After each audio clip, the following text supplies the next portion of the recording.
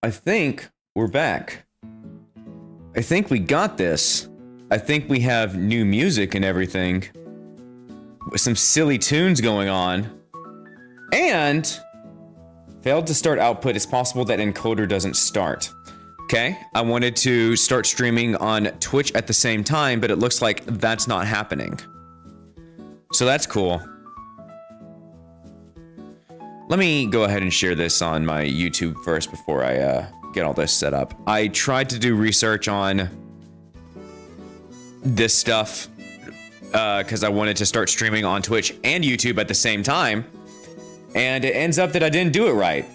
And I'm okay if I don't stream on Twitch right now. But that is a resolution that I'm going to get back to streaming on Twitch, but with the focus on YouTube. Hi, Ricky. Welcome. I just came from Nat's stream. I don't get notifications whenever she goes live.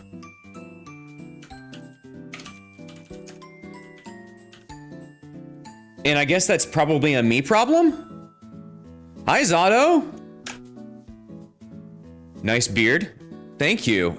I actually shaved it down yesterday, so I appreciate it. Come chat. Hi, DJ Sauls. I just came from watching a Joey Swole video. You gotta turn on all notifications. Minimum wage went up in 14 states. Nice. It's probably still not enough. Get in here. Okay, so I'm trying to go live on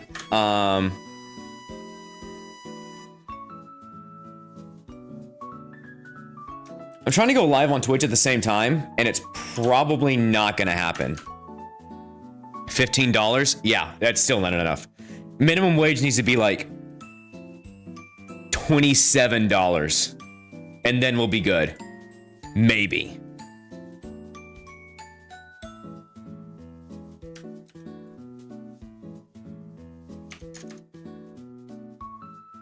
Okay, so no promises that I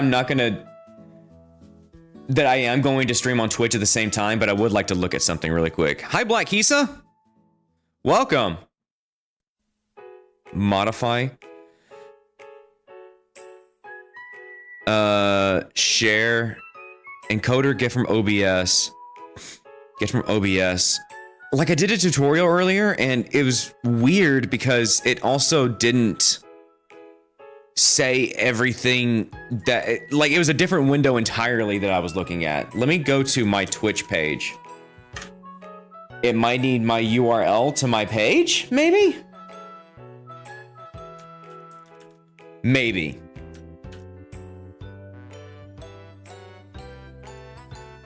Is that really all I needed to do? Are you kidding me? There was a guy that was rubbing his dick on the thing while doing pull-ups in the playground. What are you talking? Wait, what? On a Joey Swole video? Huh?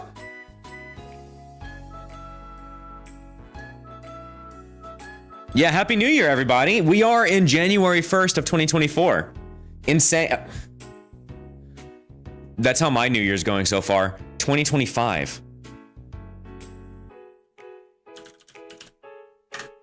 Am I live on Twitch right now?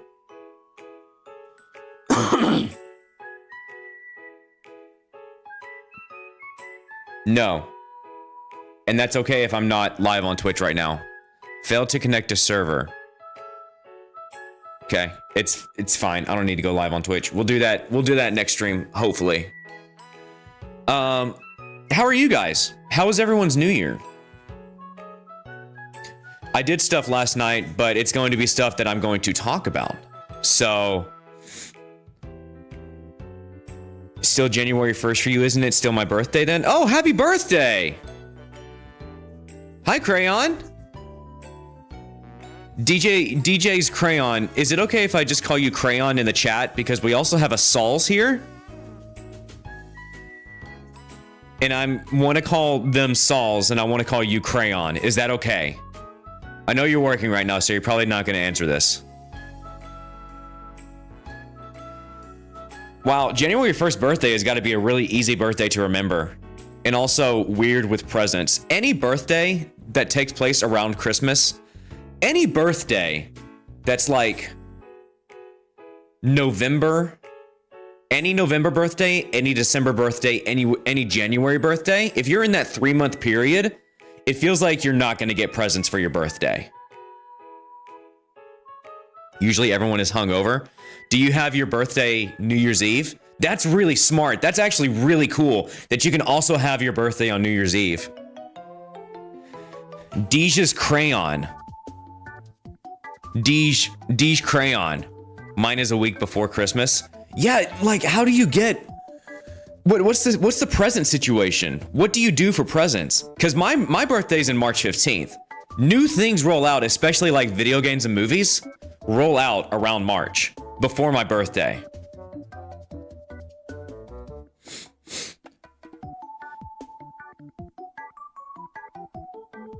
Do you just get half of your presents for your birthday and then half of the other presents for Christmas? This title is 100% accurate. It really is. 2024 was not a good year for me. I did not enjoy 2024.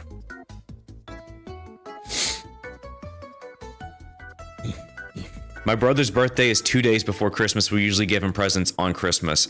I guess that's cool too. But I think, okay.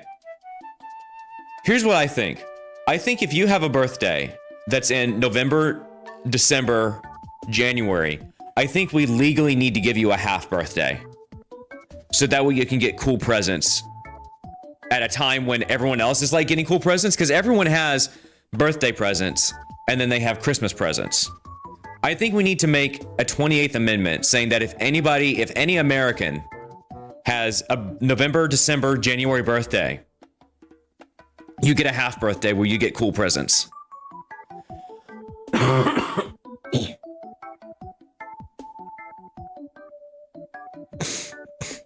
I second that birthday motion. I think it's a good idea. It was both a great and terrible year for myself. How you doing, Trey? There's a lot of stuff that I'm not going to talk about for why 2024 was a bad year. It's very personal stuff, but it was a bad year. Actually, that's most of the reason why. Are my eyelashes like... Look at my eyelashes. Look at this. Oh my god, I have beautiful eyelashes.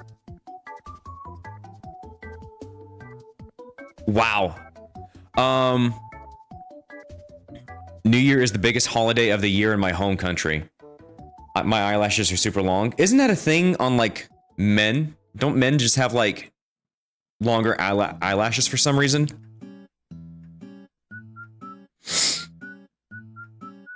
Hey Zed, we're not playing Dark Souls today. We're talking about 2024 today.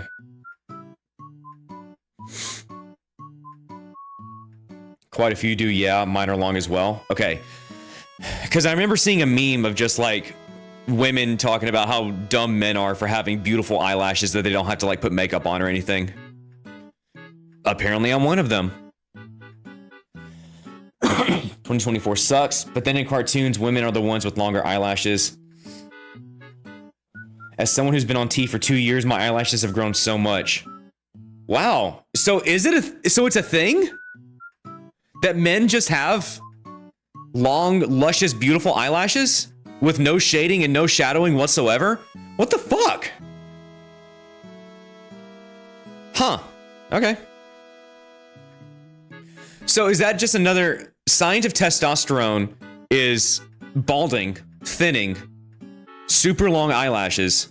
Literally AJ from the Costco guys. That man has luscious eyelashes. Did you see Sonic? Yes, I did. It was amazing. It was a 4 out of 5 movie for me. I really, really enjoyed it.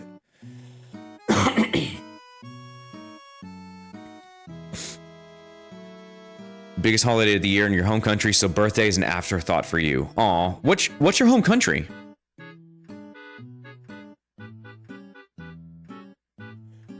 Did you go by yourself? I did. I wanted to take someone with me, and there was someone who said that he would have waited. Russia. Ooh, we got a Russian in the chat now. Hell yeah!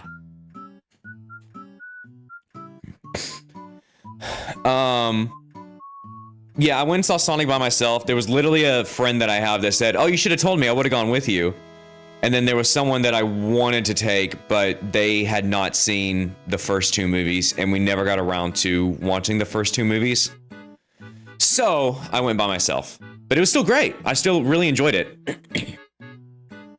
But still from Australia now? So you're in Russia, but you're from Australia. Rustralia. I couldn't enjoy most of the Sonic movie because my mom was making it miserable as she texted me the whole time.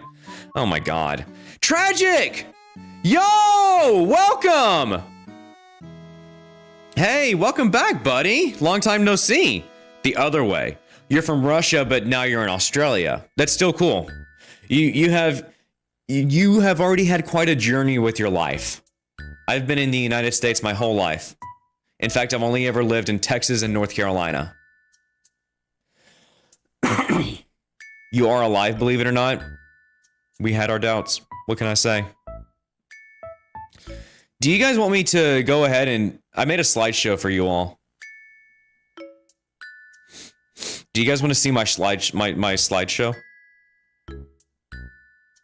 Am I missing any chats? 2024 was the year of exposure. 2024 was the year of insightful thoughts. Yes, go for it. Okay, I made a slideshow just for like all of 2024. Also, let me fix my face really quick because I forgot that I was flipped. So I put, it's a hastily put together fiscal year 2024 review by Trey Yates for January 3rd, 2013. So it's just a presentation of just like shit that I liked and I didn't liked. So we'll have fun with this. Starting with movies that I liked. You know, when I put this together, I was like, I really didn't do that much in 2024. But then I like started thinking about things like new stuff that I watched and played and did and listened to and binged. And I was like, oh, I did actually do quite a bit. So starting with movies that I liked, this is in no particular order until it is. So we start off with just like movies that like I liked generally that I'm not ranking. And then I tell you when I am ranking them. So, starting with Furiosa, a Mad Max saga. This was one of the bigger movies that I remembered from this year. I really, really enjoyed it. It's a very long movie because they do a thing where the first 45 minutes to an hour is her backstory / origin story. And that's cool and everything, but it does make the movie like 2 hours and 45 minutes. And it's not that it drags or anything, but you do get to a point where you're just like, okay, there are two plots in this movie. There are two plots in this movie. And I wish there was just one big plot instead of two, a smaller plot of her as a little girl versus now big plot where she actually like goes and fight the bad guys that tortured her whenever she was a kid.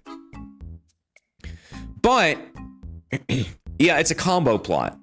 And I'm a sucker. I am a sucker for a movie that does have like a plot that resolves itself, but then it transitions into another plot that raises the stakes. And I've talked about this before. The Dark Knight did that. One of my favorite movies ever, called High and Low by Akira Kurosawa, does that. But the thing is that this movie, it does do that, but it still feels like two separate plots entirely. It's not as good as Mad Max Fury Road by any means, but it's still a very good movie. It's one of the ones that I very much still remember out of 2024. So give it a watch. Go watch Mad Max Fury Road first. And if you're feeling frisky, go watch the first 3 Mad Max movies. Mad Max 2, that's not Thunderdome. Mad Max 2, I forget which one that one's called. Genuinely also an amazing movie. Second up, Dune Part 2. This was, I think, probably my first movie that I kind of fell in love with. The original Mad Max is good too, yeah. This was the first movie that I actually like genuinely fell in love with this year, because I think I only saw like one or two other movies at the beginning of this year. This is a long movie. Yes, it is. This is a long movie, correct. But it is one big plot instead of two plots that just like one plot leads into another, or it's just two separate plots. It is just like one big story, as is also the first movie. But I remember watching this one, and this was one of the ones that I definitely, it stuck with my mind ever since I saw it back in March. And I mean, the other movies that I had seen before this were just like stupid rom-com movies. They're not even included in the list because I don't remember what they were. I genuinely don't know what I saw in January. But this movie, the sound design and sound effects is so good. The acting is so good. Timothée Chalamet finally won me over, because for years and years and years, I've just been saying, I kind of can't stand this kid.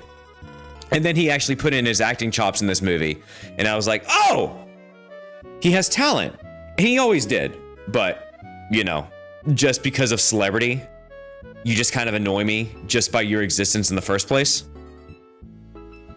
But then at the end of this movie, he starts like screaming at Austin Butler. Austin Butler also did an amazing job in this movie.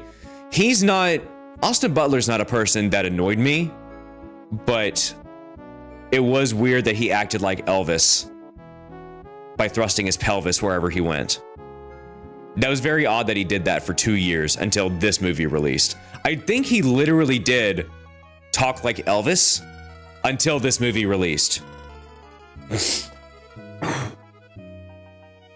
And if that's the case, why isn't he talking to like Worm Guy like he was in this movie? He was like White Worm Dude. Why is he not talking like that now? Hold on.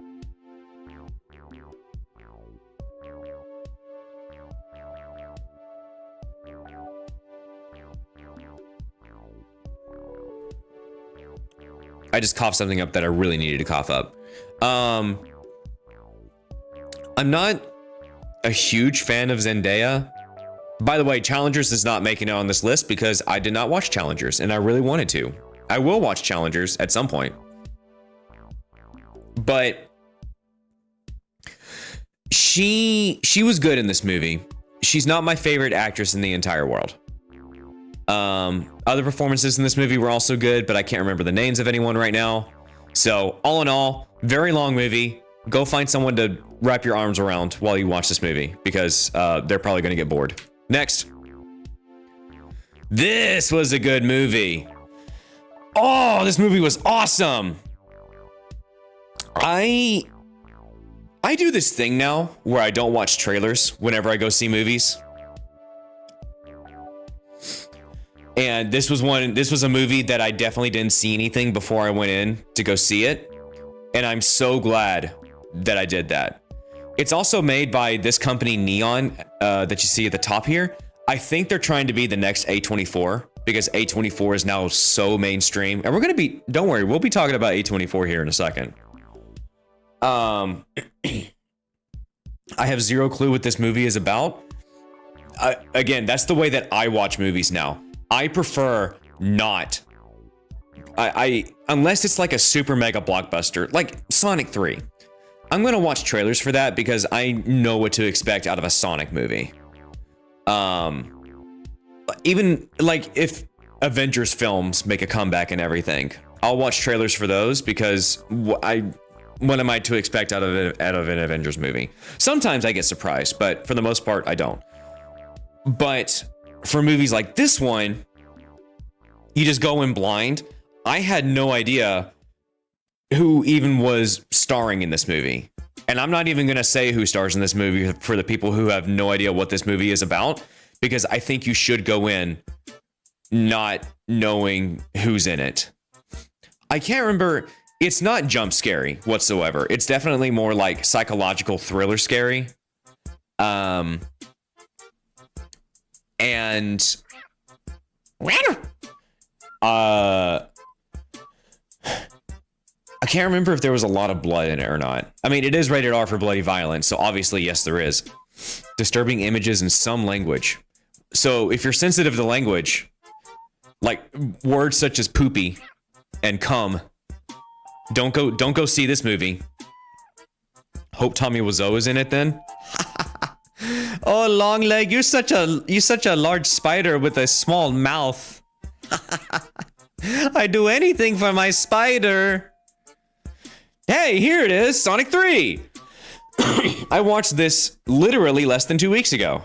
And it is making it onto my list, not being ranked. Sonic, the blue hedgehog, red echidna, yellow fox, and black hedgehog.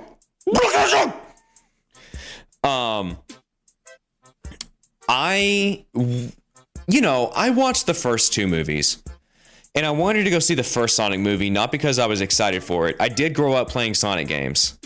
Hey, what's up, Janice Christ? Ricky was saying that he just came back from your stream, and now I see that you are not streaming. We are now closer to January 1st, 2050 than we are to January 1st, 2000. Are we? We'll let Mother Nature decide that. So I liked the first Sonic movie. And I liked the second Sonic movie. But upon first watch of the first two movies, I just noticed that Jim Carrey's eyes are blue here and his eyes are brown here. Huh.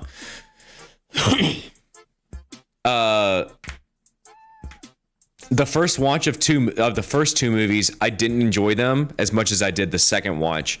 This one, I actually genuinely enjoyed because I'm about to leave, but I'm saying hello. Well, thank you for stopping in, Janice Christ. I need to set alerts for whenever you go live. I think I never set alerts whenever you go live. I am subscribed to you, but I'll set alerts so that way I stop being a bad friend and also an asshole. I also love that Shadow is like blocking the title here. Sonic the Hedgehog.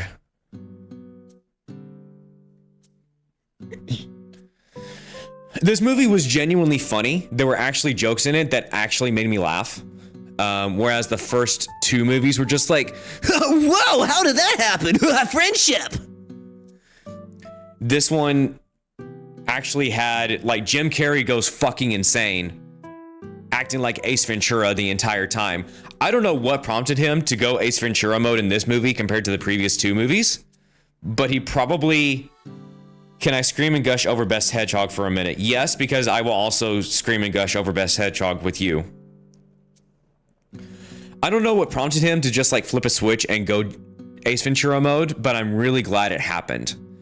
Because it's definitely something that this movie could have used and needed and wanted and everything in between.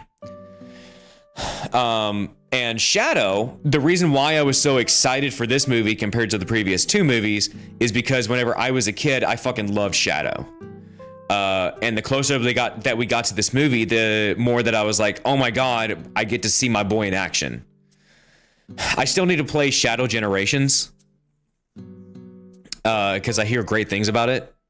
And I do love Sonic Generations. So I'll probably play that at some point. Maybe on stream. We'll see.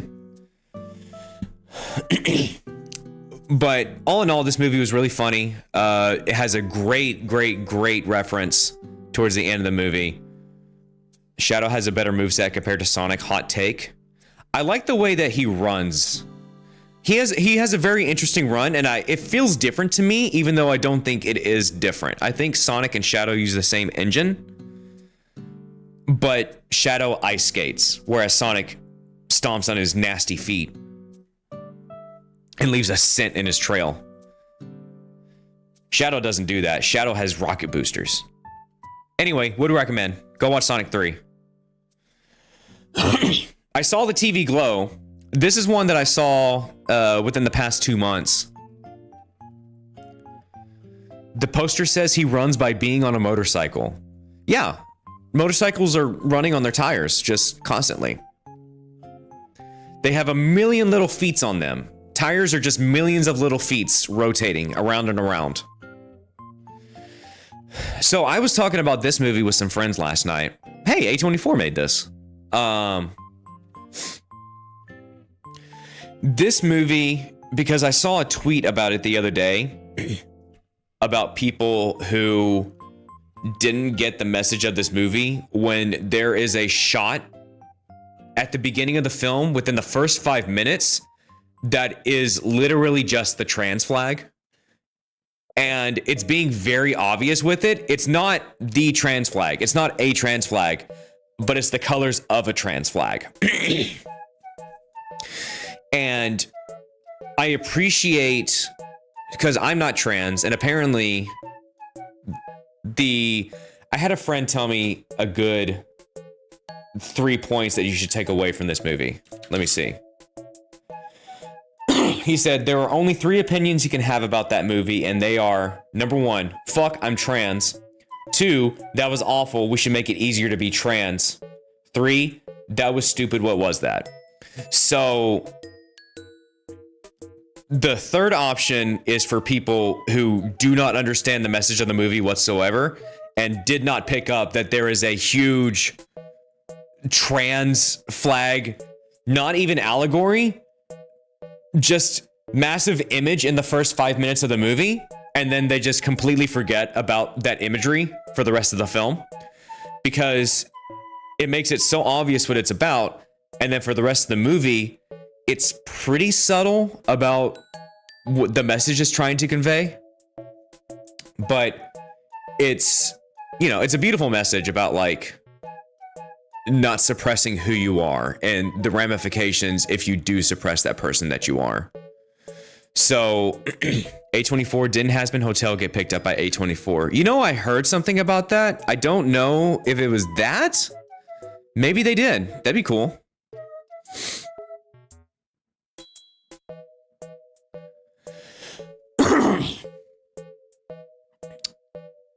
But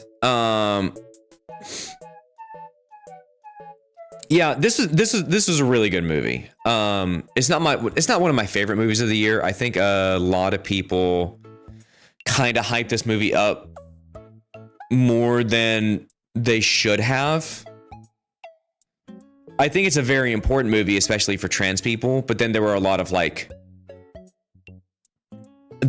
people who aren't trans that were just like, I don't want to say glazing this movie, but they were definitely hyping it up to a point where it's just like, okay, we get it, you're an ally. I think parts of this movie can get very slow. I do think that there are some pacing issues. I don't think the dialogue is the most interesting in the entire world, but there are some genuinely cool visuals in the movie. It has a very good message, and I think it is important for people to watch it. Thank you. This one was just fun. This definitely isn't one of my favorite movies of the year. When I rate something on Letterboxd, by the way, I have a Letterboxd. You guys should go follow me, because apparently I like movies. What genre is I Saw the TV Glow? Drama. I would say just drama. I would say there's some horror aspects to it, but it's not scary whatsoever. It's like drama, thinker, sci-fi-ish kind of fantasy. Very, very hard to explain is what it is.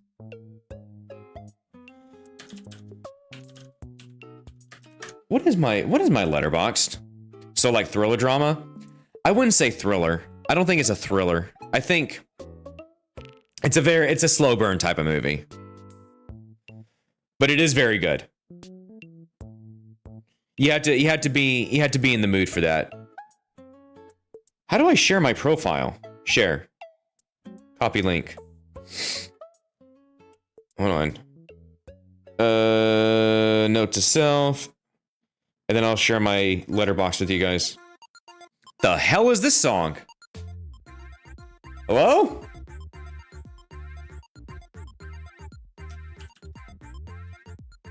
Sonic 3 is my favorite movie of the year. It's a good movie.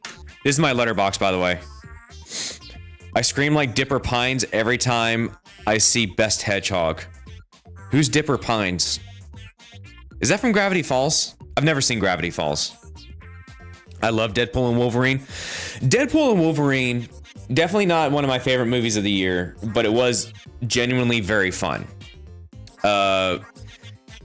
It's not a return to form for Marvel because it's it's Deadpool. I will say I'm glad that they didn't restrict him, or maybe they did. I don't know. Oh damn, he doesn't know Gravity Falls. You need to watch your Gravity Falls. Literally top 3 shows of mine. Sorry you awoke me from the dead with that one. I know I need to watch it. Is it on Disney Plus? I need to get my sister's password for Disney Plus.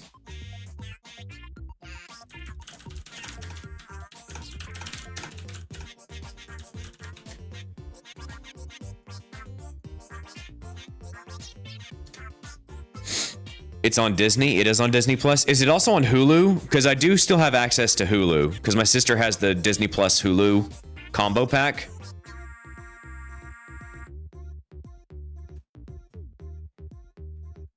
If it's on Hulu, then I could watch it like starting as soon as possible. Deadpool and Wolverine was very funny. I did see someone tag movies on Letterboxd the other day of movies that are just known as the Deadpoolification of America, because things just start getting so like fourth wall breaking all the time and just like wacky for the sake of being wacky to make you forget about like the only way that we can break reality of the world anymore is breaking the fourth wall and addressing the elephant in the room. That type of humor. But that being said, obviously Hugh Jackman came back from the dead to play Mr. Logan Wolverine, and he did an amazing job in the movie. The cameos in the movie were fucking amazing. I'm not gonna say any spoilers or anything, but they were really good. And I laughed a lot while watching this movie. When I rate something on Letterboxd, if it's a 3 out of 5, which is what I gave this movie, it is a movie where I have no opinions, positive or negative, towards it, and I'm very neutral, to the point where I'm just like, you know what? That satisfies me. That was a full course meal with meat and vegetables and a loaf of bread. And you know what? That's all I need. This movie was a loaf of bread to me, and I'm just fine with that. This movie was also a 3 out of 5 to me, and that's a hot take because I know a lot of people who hated this movie.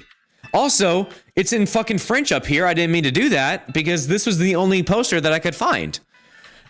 This movie was a lot of fun. And this was another movie where I didn't watch any trailers for it. And I just genuinely had a good time with it. I had no idea what it was about. And then after we watched it, my friends and I were talking about it afterwards. And they were all saying that it was like a 2 out of 5 or like a 1.5 out of 5. They didn't enjoy it. And I was just like, maybe I was just blinded because I didn't go in with any expectations. But I genuinely enjoyed this movie. I don't know what's wrong with you. Why can't you like stuff? This movie didn't do anything groundbreaking or anything, but I think that's the reason why we need to start going into movies blind. Because I think if you go in with no expectations whatsoever, including like not expecting anything groundbreaking, I think you're going to have a good time. because this was not a return to form for M. Night Shyamalan at all whatsoever. There wasn't a fucking plot twist in the movie, I don't think, as far as I remember. Yeah, it was just, this one's just a thriller. And it's just like an impending sense of doom for the main character and everything. There's always this intensity, like him always outsmarting the world at any moment. There was a meme for a little bit about the, hey, what's up, Mike King? There was a meme for a little bit about the, one character that he makes friends with, spreading rumors about him, actually. Happy New Year to you. But I know you're in China, so we don't, you know, we got another month until Chinese New Year. I don't know. I like this movie. I thought this movie was just good. This was another 3 out of 5 movie. This was another loaf of bread movie to me. And I even had a salad with it. Good stuff. So this one shouldn't count, but I did watch this movie like within the first 5 days of this year. And genuinely, I just had to include it because this movie is so good. If this movie released in 2024, it would be in my top 3, if not my top 2. Would it be my number 1 movie? I don't know if it would be my number 1 movie, but it might be number 2, but it's not. But because it was released December 1st of 2023, it technically doesn't count, but it's just so good that I had to include it. Godzilla Minus One will restore your faith in humanity, because it is less about the cool dinosaur blasting his laser onto the world and more about the humans. 2025 is off to a rough start. Why? I'm sorry about that. Well, I mean, if you're talking about world news and what's going on today, yeah, it is. But, you know, we can only live our own lives. This movie is all about humans coming together and what they do and the stories that they tell and the stories that they have to go through and push through to defeat the scary dinosaur laser breathing monster.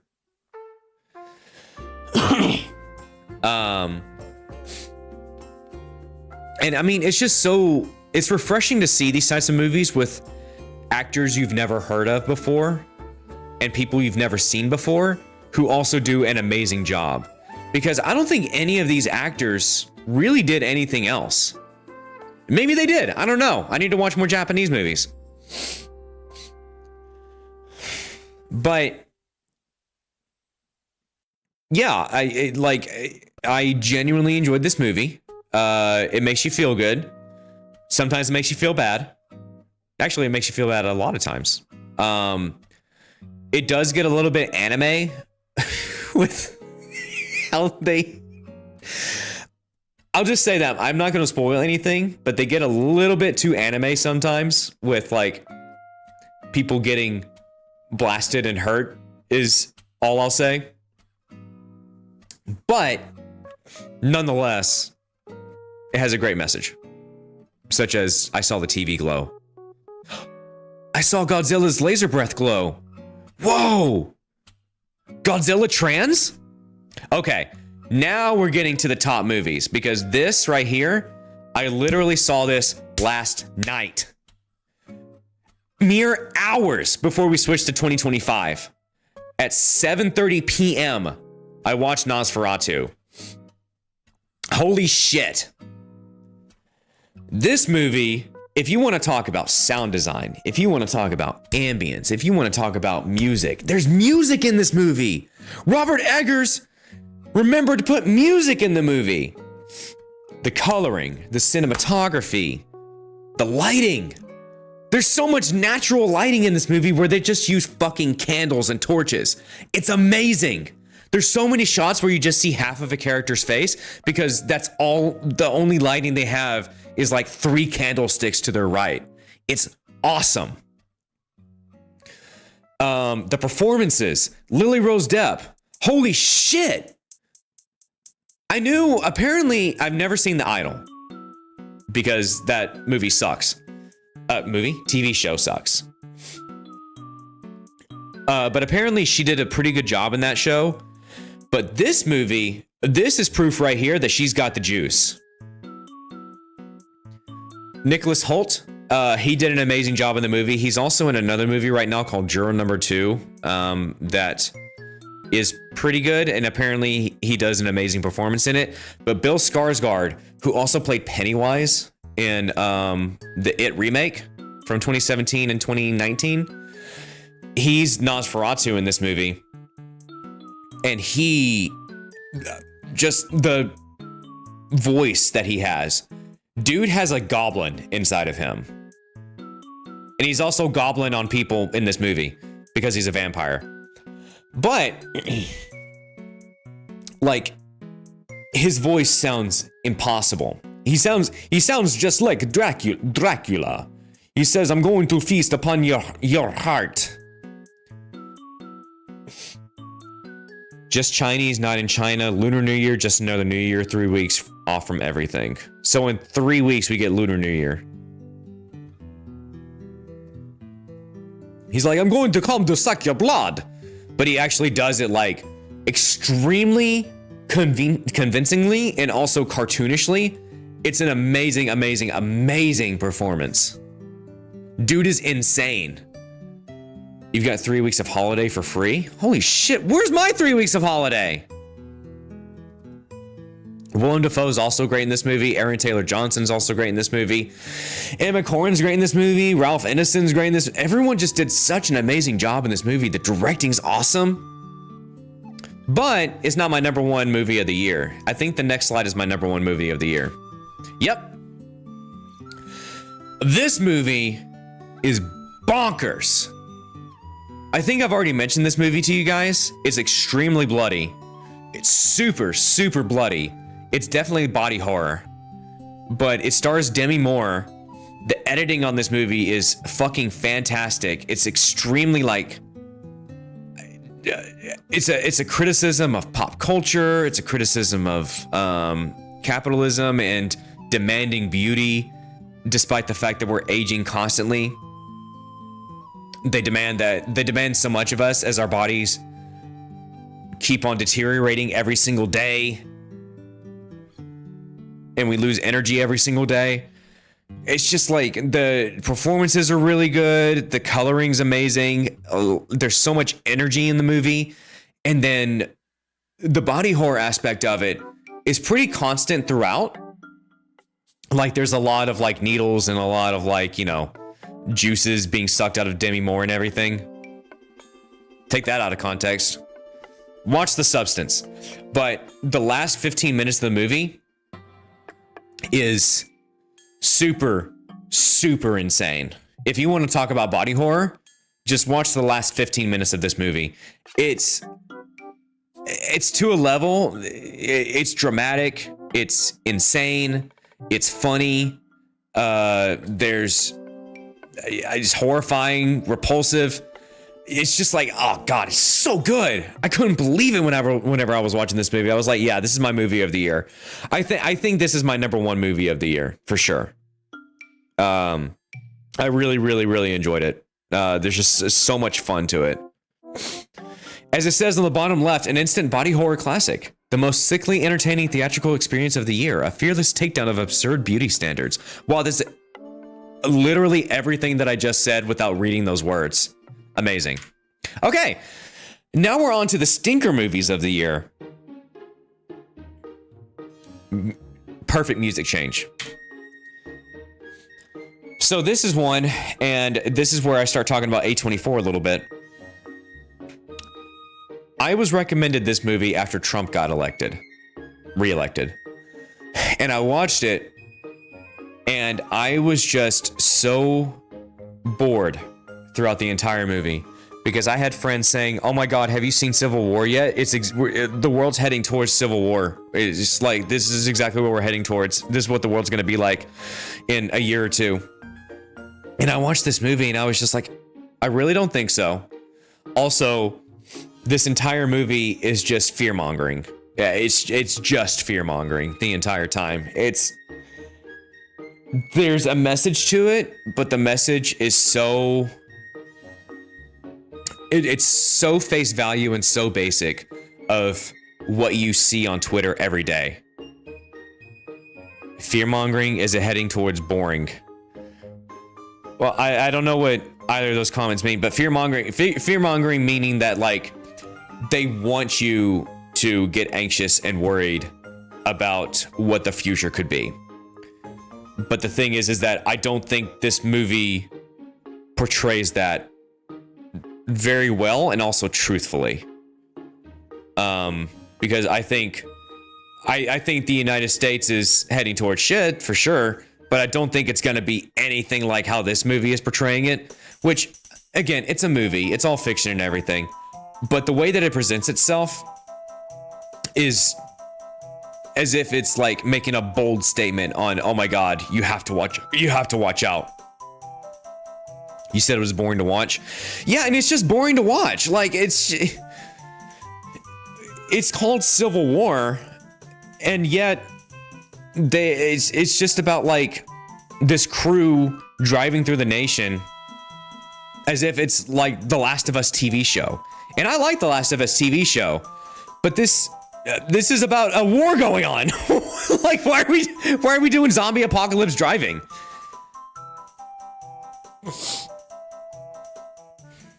None of the characters are very interesting. Kirsten Dunst is in it. She does fine. Like, you know, there's other actors in the movie too. There's Todd from Breaking Bad, Meth Damon, as they call him. If I know anything about politics, which I know nothing about politics, but what I do know is America affects a lot of Southeast Asian economy. So if Trump is being helpful, then no worries for us. He probably won't be because he wants to add tariffs. So good luck. He's gonna fuck our nation over with tariffs. Oops! This was another movie that I'm very, very, very split on, but I'm not in China. Oh, well, you are in Australia. Or wait, where are you? I thought you were in China. It's okay. He will affect everyone. Yeah, don't worry. We're all in this together. I watched this a few weeks ago, and it is not as good as the first one by any means necessary. Pixar is having a hard time trying to capture, like, genuineness and in-depth moments like they once did. You know, they had a big sprint from 2007 to 2010 where every movie was sad at the end.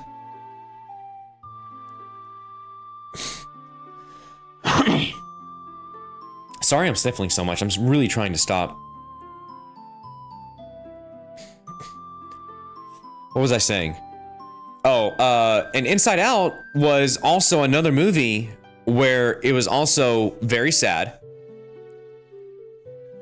Get healthy, men, drink water yet? I've had plenty of water today, don't worry.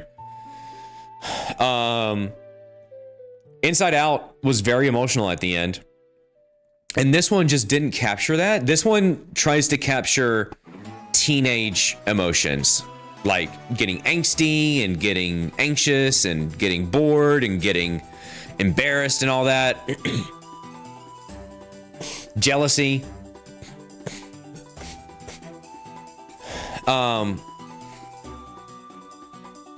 And it's fun, don't get me wrong, but it just doesn't hit and doesn't land as hard as the first one did, because I feel like the first one had a wider net to throw with who it could attract with its message that it was saying and everything.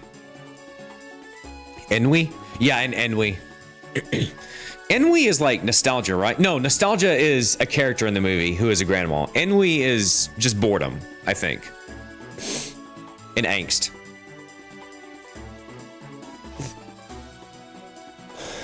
And on top of that, like, the original 5 emotions go on an adventure because they basically get kicked out and then have to make their way back to Riley's brain and everything. And I just don't care for their story. I'm just like, just get back to her brain centric area and just do shit. I don't care. I don't know. There was some funny stuff in the movie, but all in all, I think it was just more silly than anything. It's fine. It was an okay movie, but I expected more out of it. Maxine. So the first two movies of this series, there's X, there's Pearl, and now there's Maxine. X was really good. Pearl was fucking amazing. And so the first movie, X, is about a porn star crew that, this is a terrifying cover. It's a terrifying movie. It's about a porn star crew that goes out to someplace in rural Texas and starts filming porn. And then like, they start like getting weird shit happening to them, like getting killed and all that.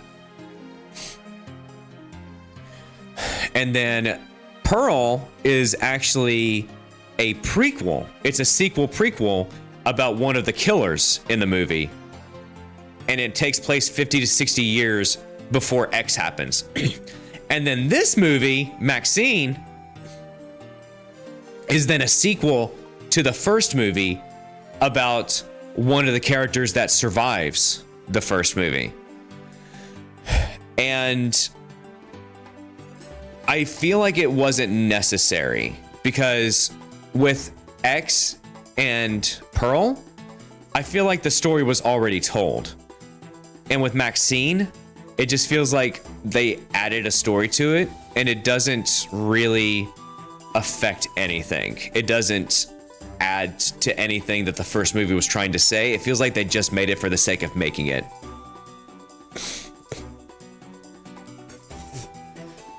I don't know. I did enjoy it, but it definitely could have been better. And it did like this weird, there's like some weird Christian stuff going on with it too that was not prevalent in the first movie whatsoever, at least with the character that survives. I didn't know that this movie was part of a trilogy. Yeah, it's a weird trilogy because it goes first movie, prequel, sequel to the first movie. It just feels like it wasn't necessary. I mean, if it's available, then definitely watch it. It's definitely fun, but there's still some more body horror stuff to it. So if you're prone or squeamish to body horror, don't watch it. I think we're getting towards the end of my list, but Beetlejuice. I watched this movie. I was extremely disappointed in it. And I'll go ahead and say it. One of the things that I didn't like about the movie was Michael Keaton's performance. I don't know if you guys have seen the original Beetlejuice. It's an amazing movie. It's a great movie. I love that movie. And the reason why it's so good is because Michael Keaton in the first movie has so much energy. And he is very cartoonish. He's silly. He's wacky. He's psychotic. He's crazy. And in this movie, Michael Keaton is like 70 something years old now. I'm pretty sure. Let me see.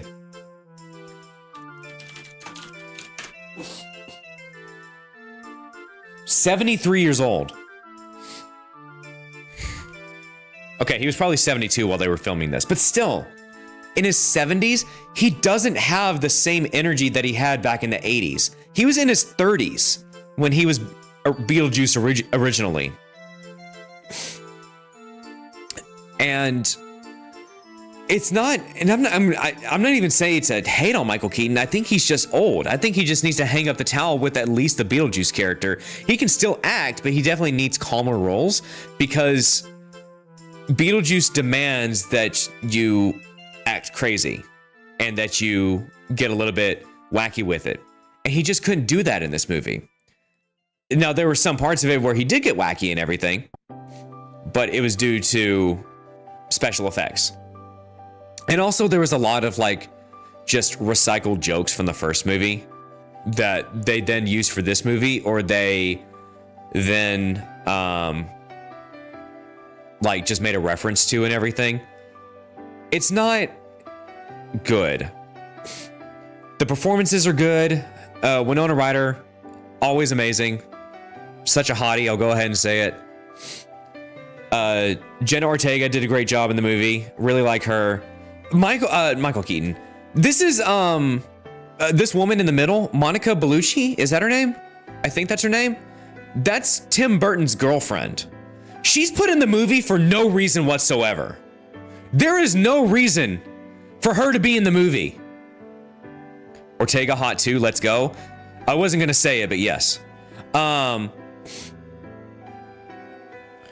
woman, this woman down here, she's Tim Burton's girlfriend, and she's in the movie. Her character provides nothing for the movie whatsoever, and it adds like an extra 20 to 25 minutes to the movie. It is not necessary for her to be in this movie. Who's Tim Burton? The director of the movie. Tim Burton directed the original Beetlejuice. He also directed the first two 90s Batman movies.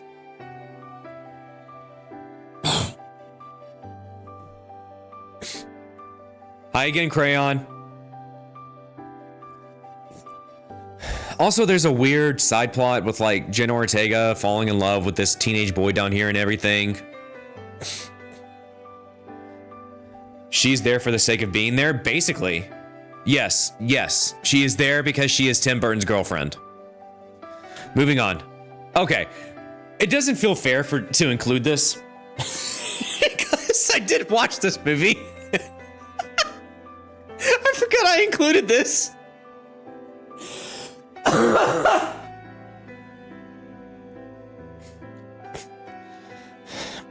This movie's bad, but it's man, god damn it if I'm not gonna watch a bad Christmas movie. This movie was just fun, okay? It's bad, it sucks. I gave it 1.5 stars on Letterboxd and then also liked it. That is my review of the movie. Bye, Deej. I gotta go close the store, but I may be back. Okay, we might still be here. We still gotta do video games and TV shows.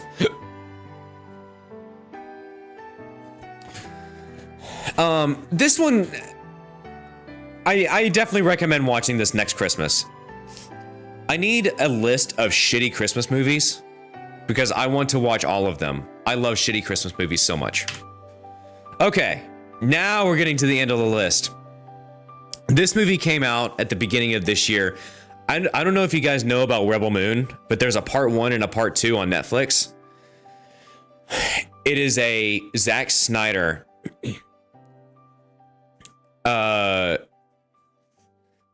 It's Zack Snyder's Star Wars, basically, because I think he wanted to direct a Star Wars movie and he never got to it because he fucking sucks at directing. And so Netflix gave him a license to make his own Star Wars knockoff movies. Now, the part 1 came out in 2023, but part 2, The Scargiver, these movies have no purpose existing on this earth. There's nothing being added by having these movies exist. No one is giving a shit about these movies except for my friend Colin, who's doing it as a meme, I hope.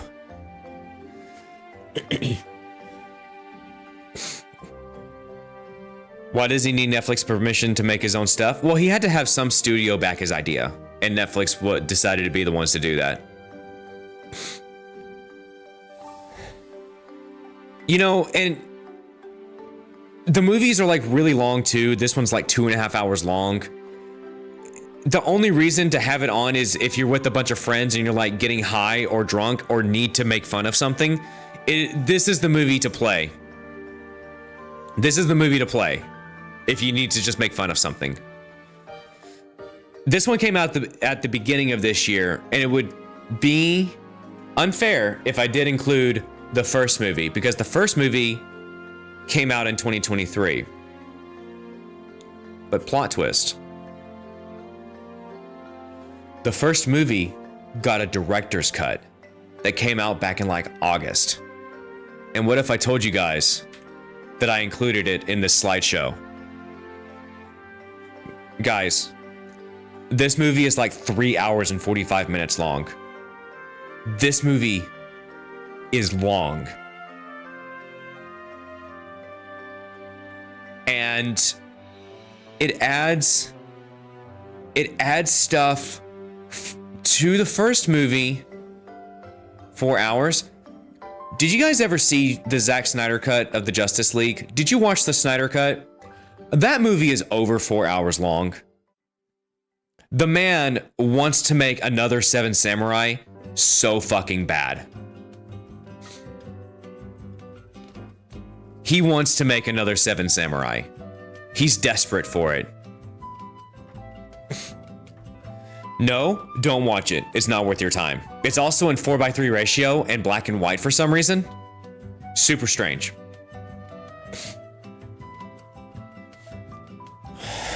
Might as well watch raw footage. I might as well edit the fucking movie at this point.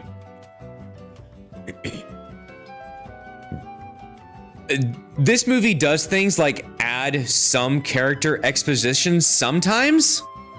And then also there's like 2 sex scenes that were added.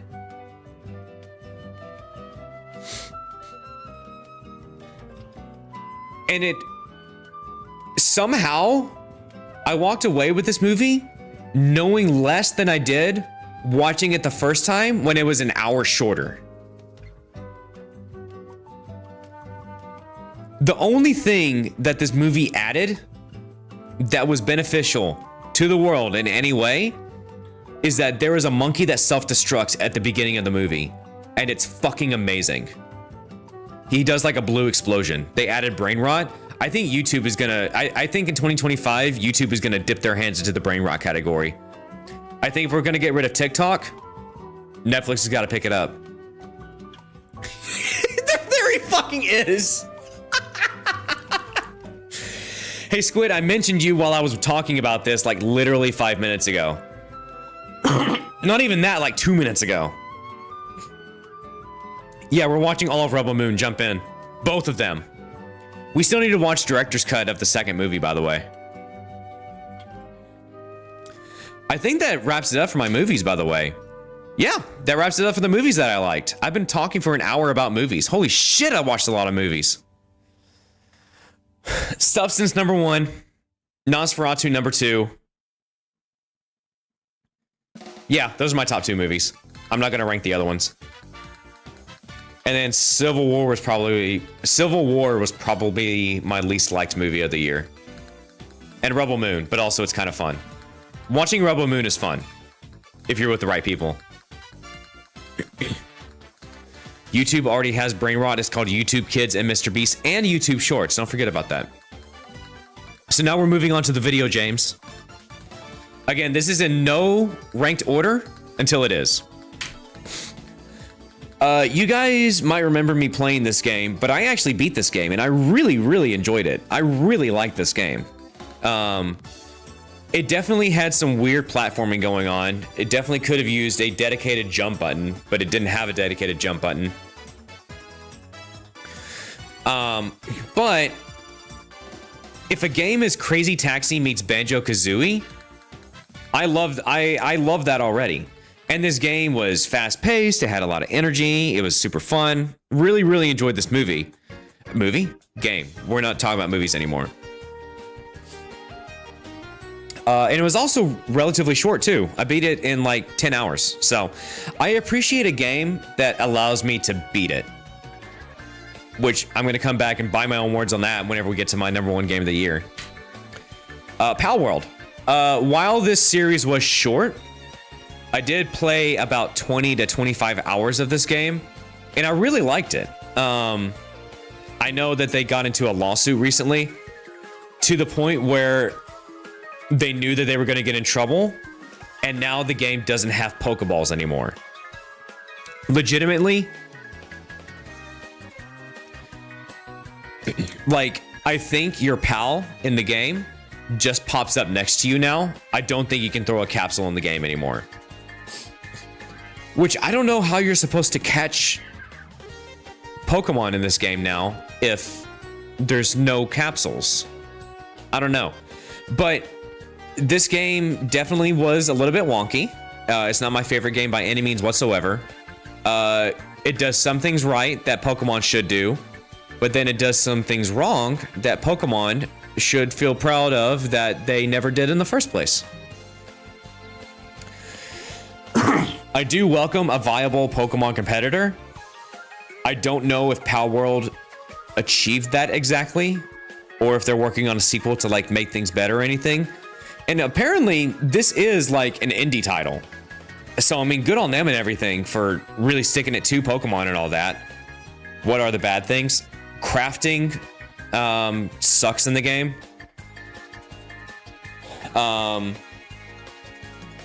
Building your own place and like setting stuff up is very, very wonky.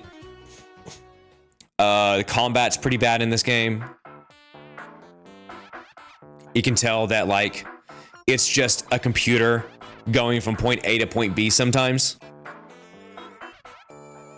There's no like fluidity. There's no fluidity to anything. It's all just like robotic video game doing thing. You can tell it's an indie game, but I enjoyed it. Animal Well. This one goes in the category of games that I liked, but I think it was overhyped a little bit. By the way, Balatro is not making it onto this list, and that's not because it's a bad game. It's because I didn't play it, or I haven't played it yet. I do want to play it. Feel like Palworld is just Pokemon at home. I remember back when people used to make Pokemon copycats. I think this is it own games now. Oh, I don't know what you're trying to say, but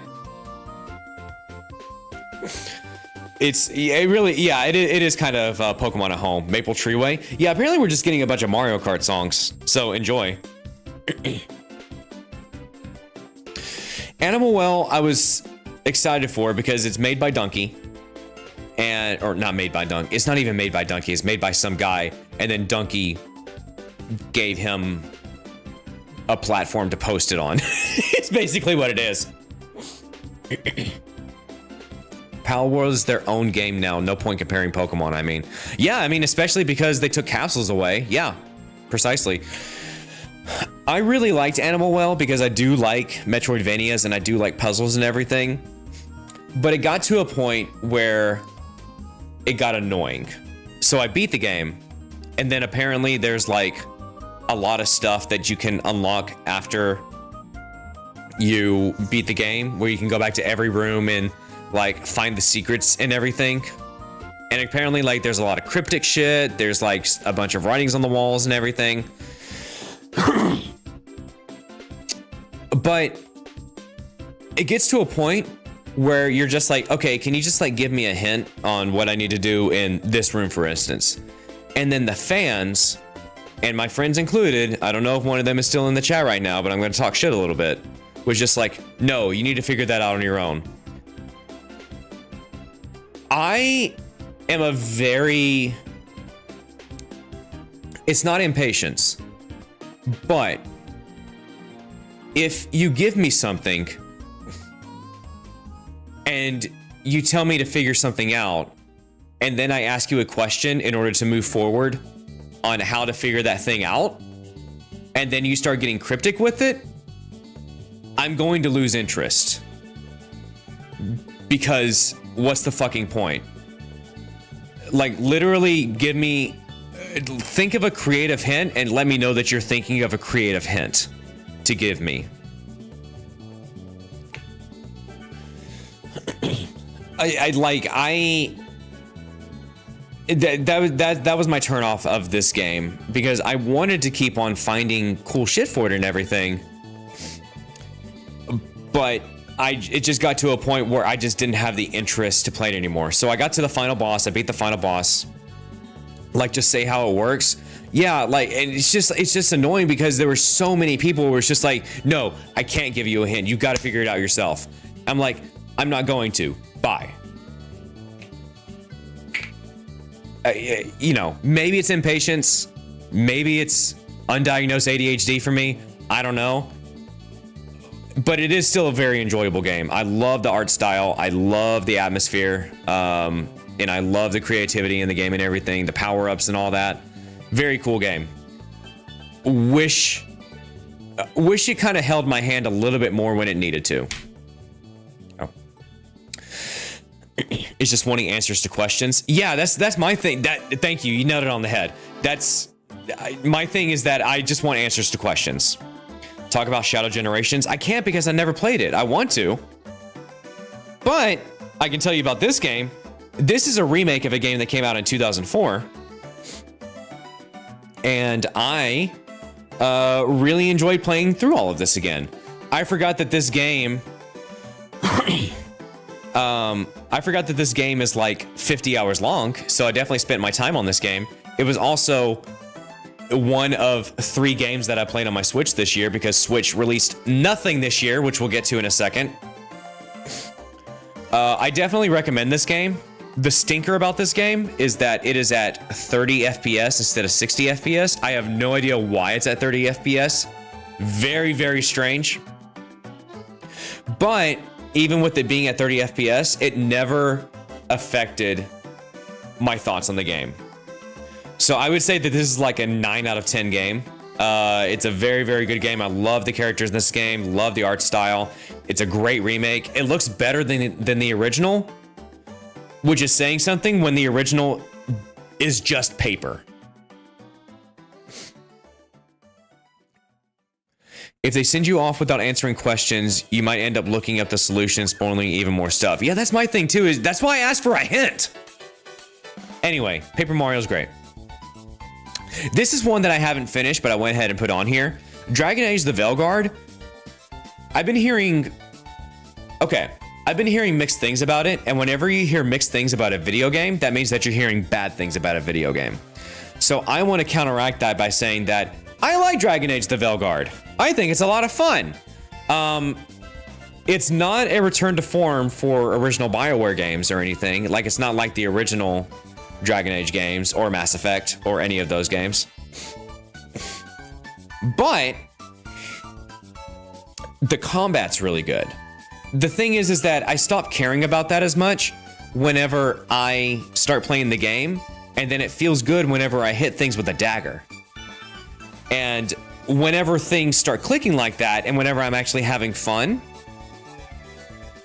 I then take a step back and I think, okay, this is nothing like the original Mass Effect games, which I fell in love with whenever I did fall in love with BioWare in early 2010s.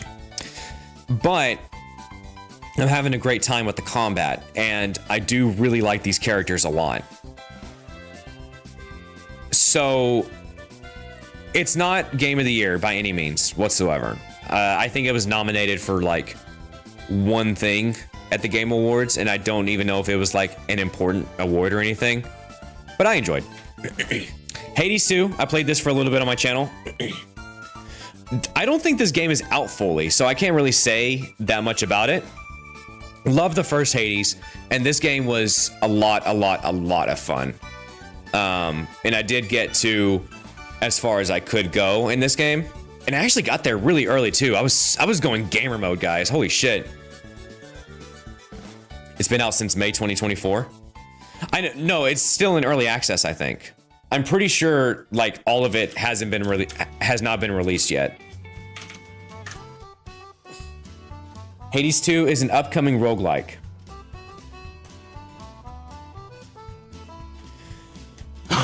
Yeah. It released early access in May. Correct. But it's still early access.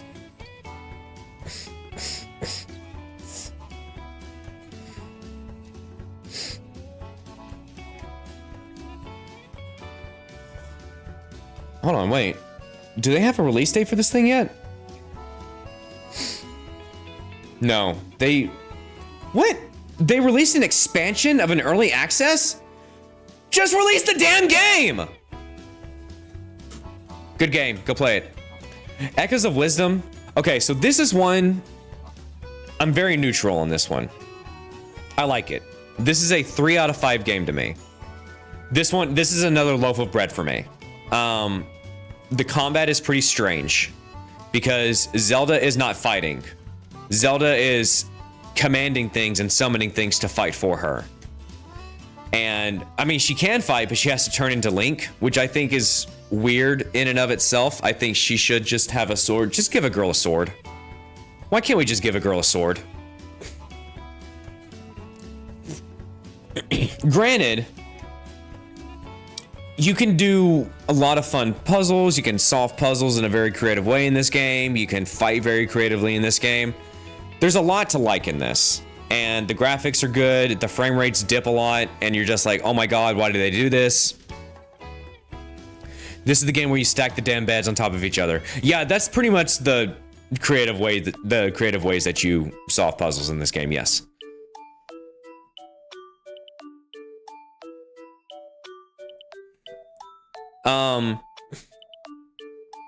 Yeah, I'm neutral towards it. Definitely not game of the year. Now this, I played all of this on my channel. You guys remember, thank goodness you're here. This is a game that I will come back to maybe a couple years down the road and everything. But it is a very fun game, very silly game. Voice acting is amazing throughout. The humor's great, the art is great, the tone is great. It's so whimsical. I love whenever the little guys get goofy. I think you were the loudest in this game. You know what? That makes sense. That tracks. I probably do need to calm the fuck down, don't I? Thank you. The only thing I hated was the beans guy. I don't remember the beans guy. What did the beans guy do? Oops. Doop boop boop boop boop boop boop. Wow, someone finally texted me back.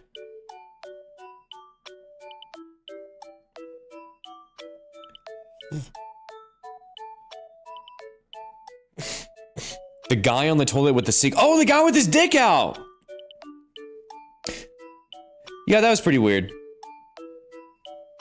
But you know what? I can relate. I also ate a bunch of black beans before this stream, by the way, because I want good luck this year. I'm not a superstitious guy. Guys, I had such a shit 2024 year. I'm not taking any chances, and I ate the damn black beans, okay? Is it Sean texting you? No. Would Super Saiyan 3 Vegeta beat Super Saiyan 3 Goku? I don't know because I never watched Dragon Ball Z. I was a weird kid. I think Garfield waking up on a Monday would be both of them. That's how powerful Garfield is. Okay, I think we're getting to my top 3 favorite games. And I'm going to include this one. So, I know Shadow of the Erdtree was nominated for Game of the Year. And I don't think it's Game of the Year, because it is a fucking DLC. Why black beans? Sorry, I said black beans. I meant black eyed peas. Sorry. There's a thing with black eyed peas that says if you eat 365 of them, then you'll have good luck for all of the year if you eat them on New Year's. And so I did. And then I ran with 365 beans in my gullet.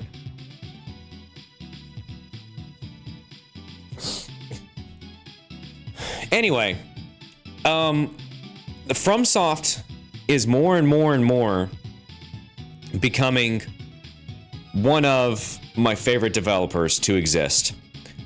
And they can nominate DLC for Game of the Year. Yeah, they can now, as of this year. They did it for this game. You got an ad for lip gloss? Well, my lip gloss is cool. My lip gloss is poppin'. Give me $300,000 lip gloss. So all your ads be shopping on my channel.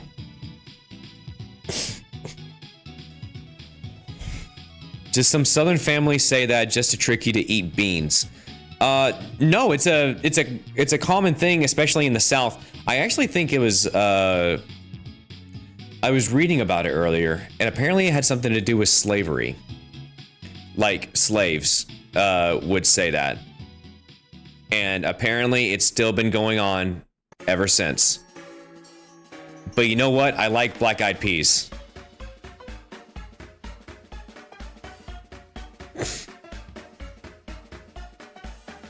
If you eat 365 peas, you got your love for every day of the year. Yeah.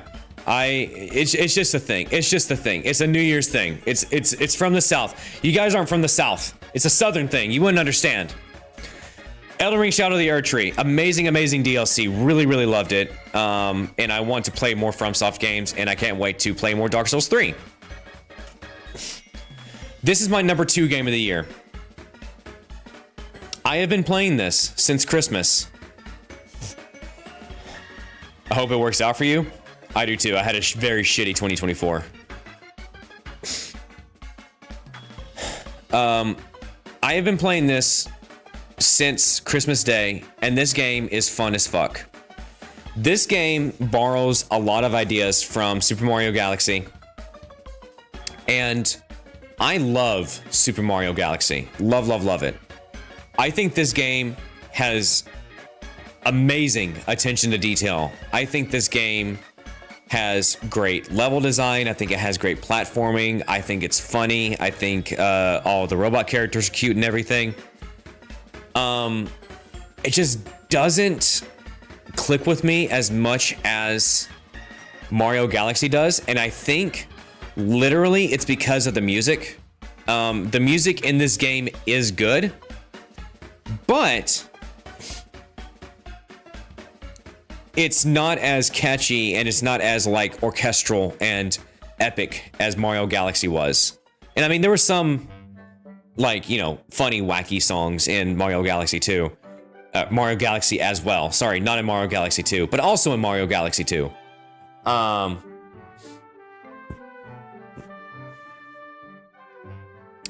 But the graphics in this game are amazing. The game plays really well. The platforming is actually really challenging if you go to like the outer planets and everything. I don't know, really fun game. They do have a problem with just like repeating enemies over and over and over again. And I know Mario does the same thing, and a lot of platformers do the same thing. But this one definitely just keeps on using a lot of the same enemies over and over again without introducing new ones. So that's one negative that I can definitely think of right now. But it's very cute. I like it. It would be my number 1 game of the year if... Bye, Ricky. Thanks for tuning in. See you in the next stream. Happy New Year. This would be my number 1 game if Final Fantasy VII Rebirth didn't exist. This game does have amazing music throughout. I really like the characters. It's wacky. It's not afraid to be wacky, even though I'm a big fan of games that do have a serious tone to them and everything, but are also not afraid to get wacky. Like, it's very serious, tongue-in-cheek. This game is that, because Cloud tries to be this edgy, cool character. And then there's a mission where you have to high-five a dolphin. So, you know, I like whenever games don't take themselves so seriously while telling an amazing story with amazing music, with characters that should instill fear into your heart and everything. Such as the high-fiving dolphin. And again, I say this as a person who never played the original Final Fantasy VII. I really just enjoy the games. Apparently, they get a lot of flack for not being faithful to the original story or something like that. I wouldn't know. I know everything that happens in Final Fantasy VII just because I existed in the 90s and 2000s. But despite that, I'm having fun playing these games, and the combat's amazing. The RPG mechanics are amazing. Just really good stuff. I really like this game. And now we're on to the video game stinkers. Let's be real, all Final Fantasy stories have no connection to each other. Yeah, I think that's kind of the point. I think there are very minimal connections sometimes. But also, Final Fantasy VII Remake was my first Final Fantasy game. I had never played one before that. All right, let's get to the stinkers. Princess Peach Showtime. This is a game that was made for little girls, and I played this game for maybe 5 hours, and then I gave it to my niece. This game is not fun. This game does not have anything in the way of mechanics or things that would intrigue me or make me interested in playing more of it. Niece getting all the shit games. It's not because it's a shit game, it's because it has Princess Peach in it. And I think she just wants to see Princess Peach, despite the game not having good controls and not being fun. I don't know, the atmosphere, like, there's no identity to this game, such as other Nintendo games would have. And it's a shame because it's a Princess Peach game. And they tried doing this before with a Princess Peach game, and it flopped. I don't know. It's not fun. I wasted $60 on this game. Actually, no. I paid like $30 for it, so it's not too bad. This one was a bummer because I really started enjoying this game, but the more I played it, the more I realized that it was just fidgety and it just didn't play like a Souls game should. And I don't know, it's just like you can tell whenever indie developers are definitely trying to aspire to be their heroes and everything. And this is one of them, but they just don't have the resources to make the games click as well as they need them to. And this game just did not click as well as it just doesn't feel as good to play as a FromSoft game is. It's cute. Maybe it's okay. I never exactly finished it, but you know, could be better. This one's gonna cause some, it's gonna cause a conundrum. I didn't like this game. So this game is from the developers of Spelunky, and it is 50 retro games all in one, and like all of the games roll into one another somehow, and they like tell a story. And I played it, and I played a lot of it. The games are really hard. And apparently you can like unlock stuff to make them easier and everything. But it got to a point where it's just like, okay, but when do things get easier? I'm kind of tired of this. A lot of the games just aren't fun to play too. Like you play one and then you just die immediately and then you have to start all over and you're just like, I don't want to play that. That's not fun for me. And I mean, sure, you can play the games for at most 5 minutes and then move on to the next game and everything. And there's 50 of them. And like, that's a cool concept and everything, but it doesn't mean much if the point of the game isn't like to have an adventure or anything. The point of the game is to just like keep on pursuing until you die and then you have to start all over again. It's just not fun for me. It's not for me. Oh my God. I played this one. I don't like these types of games that make things overly complicated. This is one of those horror games. I've seen Sean play this one. Yeah, it's really weird. And it's like, it's one of those games that is way too complicated. It's just like Pacific Drive. Pacific Drive is another good example of a game that just gets way too complicated when it doesn't necessarily need to be, when it's just like, I just want to progress through the story. I want to know about the characters in the world and everything. And I'm being cock-blocked because I have a virus on my computer, or I forgot to put in a certain bacteria in this animal's flu shot or whatever.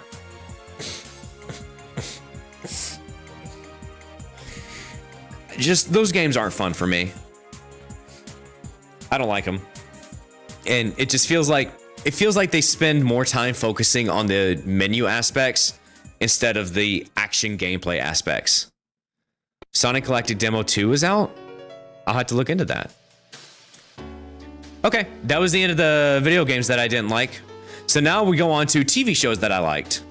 And they are Pokemon Concierge. This came out at the end of December, but I watched it in 2024.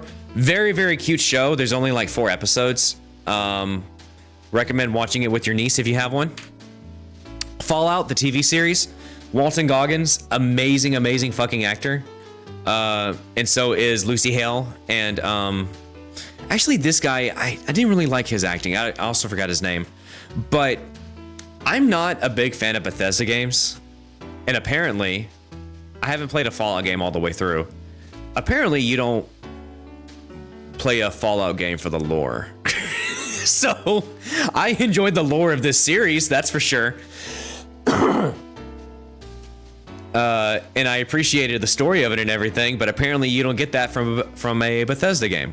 So, and that was the end of the TV shows that I liked. I literally couldn't think of anything else. But you know what? There are some stinkers. The Bears season 3 sucked. It really, really did. I cannot believe how boring this show has gotten. I am so sick and tired of the comedy drama argument whenever this is so clearly not a comedy. You shouldn't be arguing with me. You're not a comedy drama. You're not a dramedy. You're not a comeda. Get the fuck out of my face. This fucking show. Did anyone watch Uzumaki? Watching the first episode of Uzumaki doesn't count.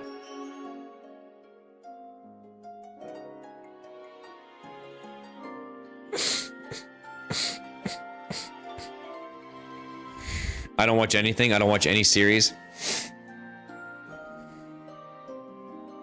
There are only 4 episodes of the show, and it was on Cartoon Network, Adult Swim. The first episode is awesome. Amazing, amazing, amazing. You're just like, oh my God, this is going to be 100%. This is going to be an amazing show. Flops by the second episode. And then it does not get any better from there.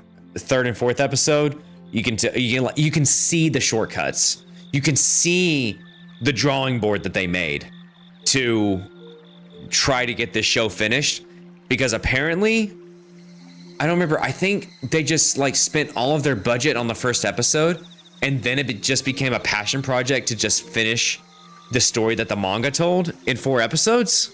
Or maybe it was that Adult Swim demanded that they make 4 episodes and they just didn't have the resources for it. Like, at any rate, it's such a disappointment. Such a disappointment, because the first episode is so good. Do not watch this show. Don't even give it a chance.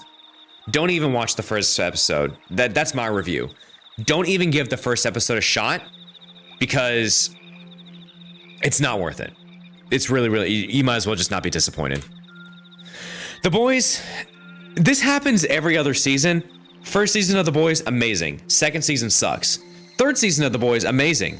Fourth season sucks. And I saw a lot of talk that, like, they were saying that they're just getting ready for the 5th and final season. But it's really no excuse. It's just a bunch of nothing happening in this show. It's just a bunch of, like, Homelander trauma dumping and, like, going back to his roots and then killing everyone at his roots. It's God. I know nothing about it. I definitely recommend.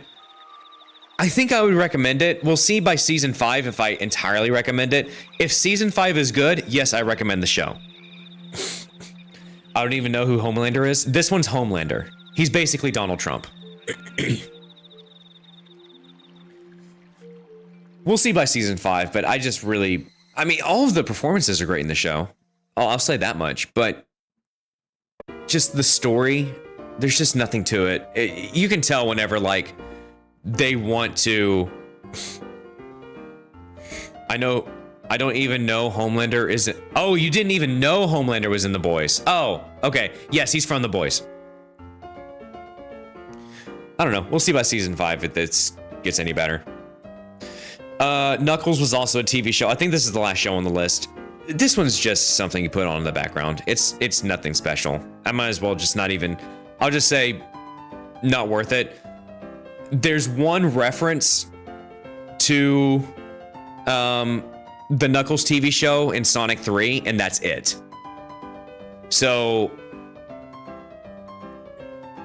that you might as well just skip out on it, because even without the show, you wouldn't be missing out on anything. Knuckle is just being Knuckles' side character. It is a side character show. Also, I just realized that his fist is in the sea, just like my fist is in her. Here's some music that I liked. So this is just the year of Charlie and Kendrick Lamar.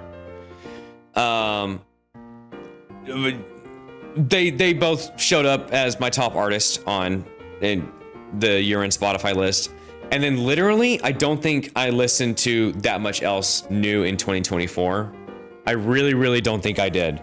Because this year, again, it was so bad for me that I didn't listen to any new songs. I listened to just a bunch of old songs from my high school days because I was having a really bad year.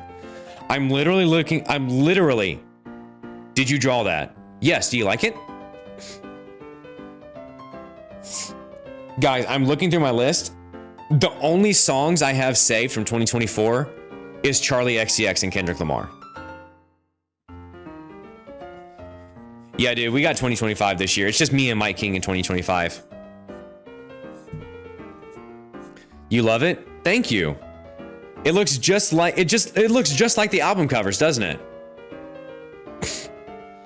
The left is Charlie XCX, the right is Kendrick Lamar. Or wait, vice versa. Yeah, literally these were the only two new things, and it's artists that I've been listening to. Charlie, I've been a huge fan of hers for 8 years now. And Kendrick, I've been listening to since Good Kid, Mad City in 2012. So artists that I've been around with for just under a decade and just over a decade. Oh my God, I'm old. Guys, that was the end of my slideshow. What did you think of my 2024 slideshow?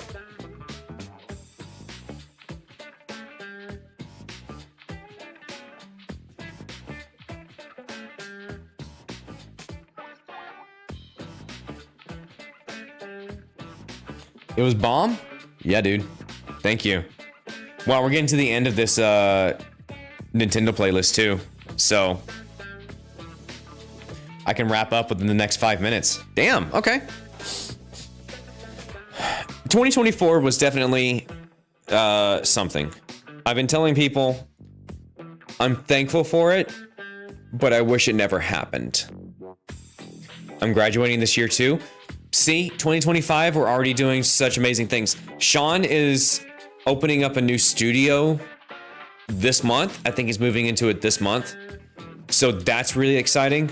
So that's showing things to come and everything. I'm very, very, very excited about that.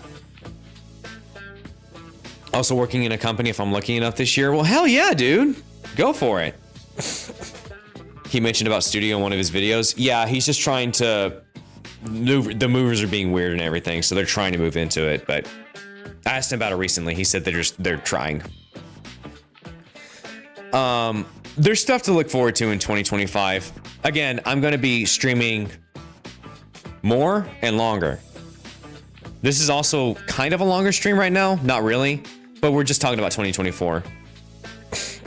What are you going to do this year? More streaming? Yeah, definitely more streaming. More videos as well. I already have one brewing in my mind right now that would actually be a really good video. And there's one that I actually filmed already that I need to make. So, because it's going to be a tax write-off. So, I would like to say think less, do more. Well, when I'm streaming, that's definitely the case. That's why I sniffle so goddamn much.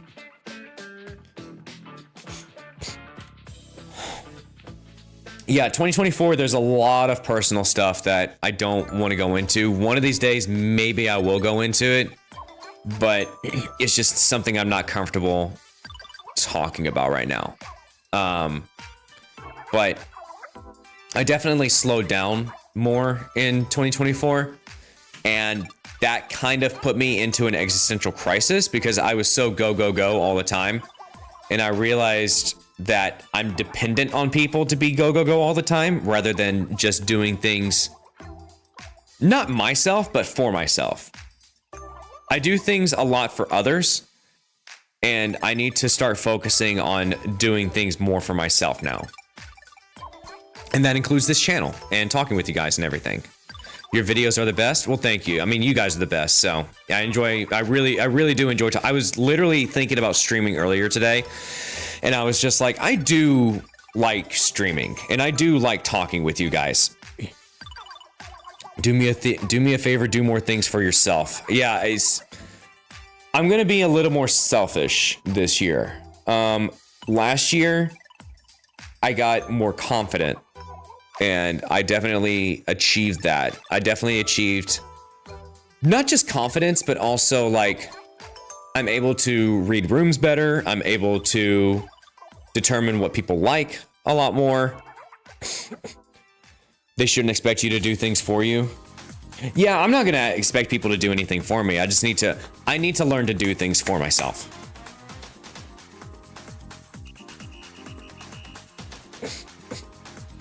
Actually, you did get more confident. You used to look like a dad, now you look like a daddy. That's actually very true. The hair change probably changed a lot about... I did get a confidence boost because of the hair change, yes. Can you stream while editing for double the productivity, or would that not be allowed? That definitely would not be allowed. For myself, yes. For Sean, no.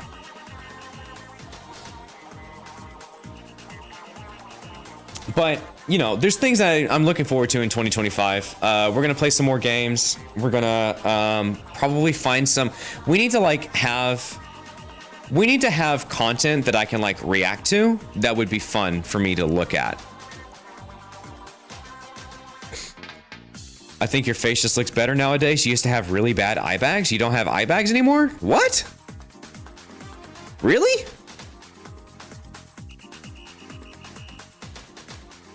Huh. I did take medication for Hashimoto's. What? My eye bags used to be... I'm gonna have to go back to an old stream. He looks younger? What the fuck happened?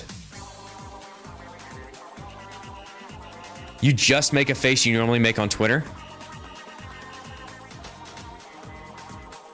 Huh. You know how Paul Rudd aged backwards? You know how he's been aging backwards for the past 30 years? Maybe I'm doing the same thing and people are just not realizing. Could I pass for a 27-year-old, do you think?